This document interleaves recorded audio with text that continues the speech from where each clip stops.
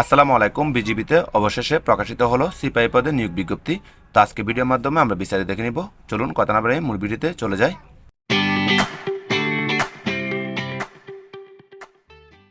তো সিপাহী পদে আবেদনের জন্য শিক্ষাগত যোগ্যতা থাকতে হবে এসএসসিতে 3 পয়েন্ট এবং এসএসসিতে 2.50, পুরুষ এবং মহিলা উভয়ের জন্য।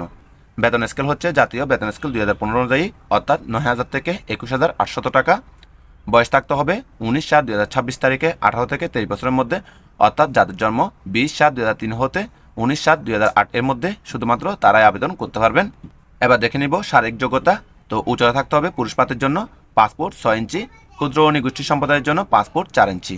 মহিলা ক্ষেত্রে সাধারণ প্রার্থীর ক্ষেত্রে উচ্চতা থাকতে হবে পাসপোর্ট 2 ইঞ্চি এবং ক্ষুদ্র ও সম্প্রদায়ের ক্ষেত্রে পাসপোর্ট। ওজন থাকতে হবে পুরুষ প্রার্থীর জন্য সাধারণ প্রার্থীর ক্ষেত্রে প্রায় 50 কেজি এবং ক্ষুদ্র ও নিগোষ্ঠী সম্প্রদায়ের ক্ষেত্রে প্রায় 48 কেজি।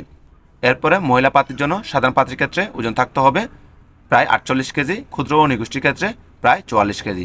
বুকের মাপ থাকতে হবে পুরুষ প্রার্থীর জন্য স্বাভাবিক অবস্থায় 30 ইঞ্চি এবং প্রসারণ অবস্থায় 32 ইঞ্চি।